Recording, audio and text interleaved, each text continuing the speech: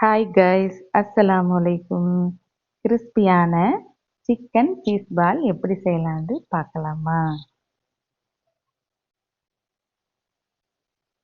நான் chicken 1/2 kilo எடுத்து வச்சிருக்கிறேன். லெக் பீஸாக வாங்கி வச்சிருக்கிறேன்.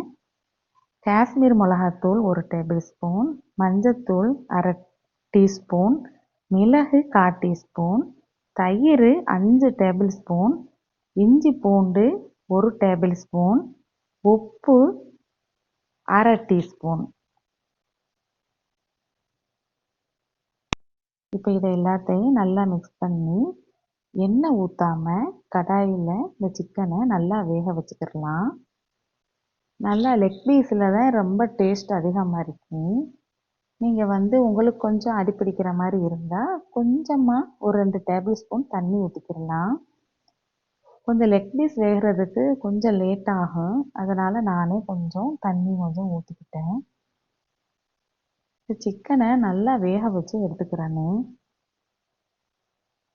இப்போ 400 கிராம் உருளைக்கிழங்க ஒரு 4 விசில் போட்டு வேக வச்சு எடுத்துக்கிடலாம்.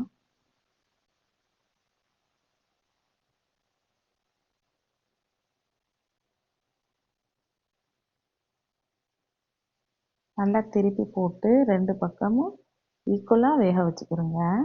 இப்போ சிக்கன் நல்லா வெந்துருச்சு. இப்போ ஸ்டவ்வை ஆஃப் பண்ணிடலாம். ஒரு பெரிய சைஸ் பெரிய வெங்காயம், பாதி குடமிளகா, மல்லி இலையை காம்பு இல்லாமல் இலையை மாத்திரம் பிச்சு எடுத்துக்கிறேங்க. நல்லா பொடியாக கட் பண்ணிக்கிறேங்க.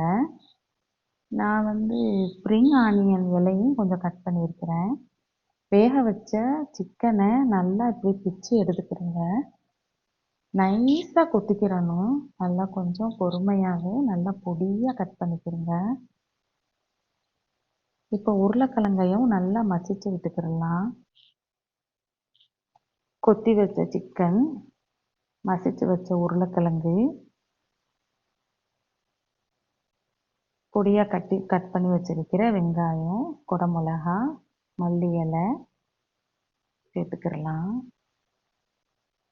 இப்போது கரம் மசாலா 1 டேபிள் ஸ்பூன், சீரகம் 1 டீஸ்பூன், மிளகுத்தூள் 1/2 டீஸ்பூன், இஞ்சி பூண்டு 2 டீஸ்பூன், ஆரிகானோ 1/4 டீஸ்பூன், கொரகொரப்பாக அரைச்ச காஞ்ச மிளகா 2 டீஸ்பூன், உப்பு 1 டீஸ்பூன்,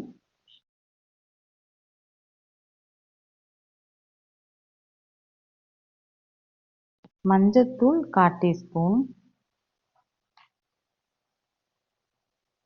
இதை எல்லாத்தையும் நல்லா சேர்த்து நல்லா பிசைஞ்சு விட்டுக்கிடலாம்.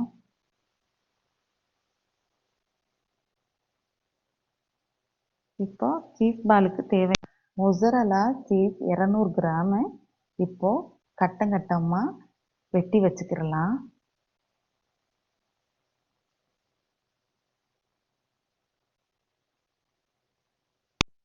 ஒரு தட்டில் பிரெட் கிரம்ஸை கொட்டி வச்சுக்கிறோங்க. 2 முட்டையை நல்லா பீட் பண்ணி வச்சுக்கிறோங்க.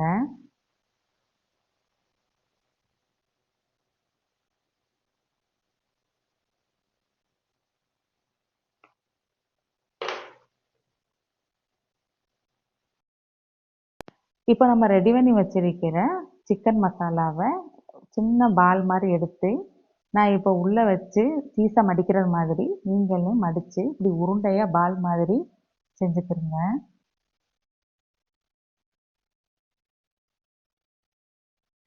எக்கில் ஒரு முக்கி எடுத்து அப்புறம் பிரெட் கிரம்ஸில் போட்டு இதை நல்லா எங்கும் படுறது மாதிரி நல்லா ஒட்டி எடுத்துக்கிறோங்க. இதே மாதிரியே எல்லா பால்களையும் எடுத்துக்கிடலாம். எனக்கு 26 பால் வந்துச்சு. இதை நம்ம ஃப்ரீசர்லையும் ஸ்டோர் பண்ணி நம்ம தேவைப்படுறப்ப எடுத்து அப்பப்போ பொரிச்சுக்கிடலாம். நல்ல சூடான எண்ணெயில் போட்டு நல்லா வேக வச்சு எடுத்துக்கிடலாம்.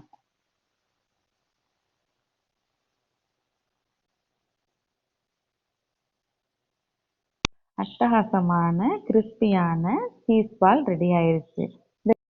இஃப்தாருக்கு உங்கள் வீட்டில் உங்கள் பிள்ளைகளுக்கு நீங்களும் செஞ்சு கொடுங்க. இந்த வீடியோ பிடிச்சிருந்தா லைக் பண்ணுங்கள், ஷேர் பண்ணுங்கள், சப்ஸ்கிரைப் பண்ணுங்கள். இன்ஷா அல்லாஹ் அடுத்த வீடியோவில் பார்க்கலாம்.